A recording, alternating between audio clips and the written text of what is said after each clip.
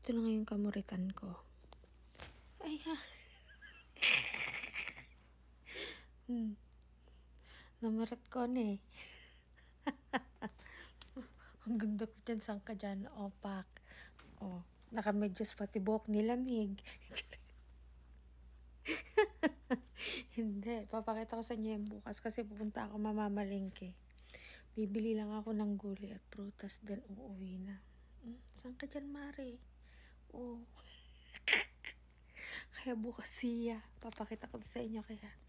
Good night.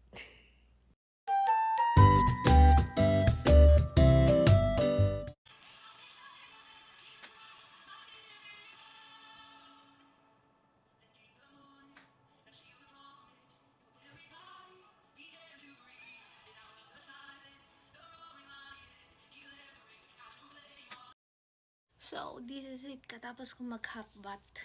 Sinot ko lang to. Pero hindi to yung sasuot ko. Yan.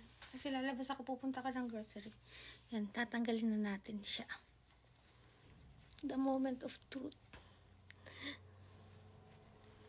Diba? Gamit lang natin yung medyas.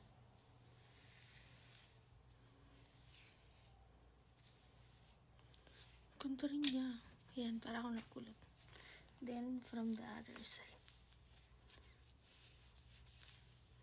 Hindi kasi mahaba yung buhok ko, maikli lang. Yan. Ibang ganda rin. Suklayin natin siya.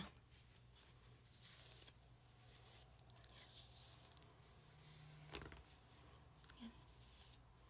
Parang mas maganda yung pagkakulot niya dito kaysa dito. Kulang to sa kulot sa push. Pero okay lang. Nakulot na rin naman siya. So, ayan. Lalabas tayong kulot for today's video. So, bye! Ganito yung ginawa kong ipit para ano. Parang mukha siyang volume na ano. Nakabuhag-hag. Yan.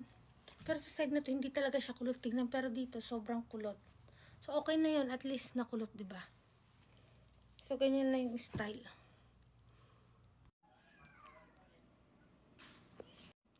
Gagamit natin itong shiglam para sa kilay ko. Kasi tingnan nyo makapal yung kilay ko. So, itong shiglam ang gagamitin ko.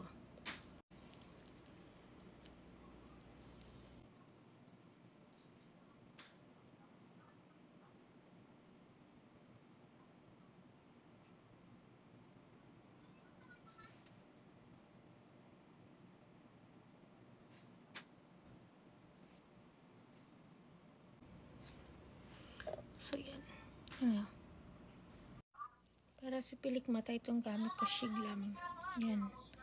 Max Impact. Yan. Shiglam Max Impact. Sira na rin yung ano ko. Anong tawag na dito? Eyeliner ko, yan. Sira na siya. Ang tagal na nito. Sobrang tagal na. More than year na, pero meron pa rin siyang laman. Yan, shiglam. Para hindi ka mahirapan. Yan. Meron siyang ganyan. Para mas madali mong mailagay din. Ganyan. Message mo kung gusto na tutorial. Charis. So, yun. Yan na siya.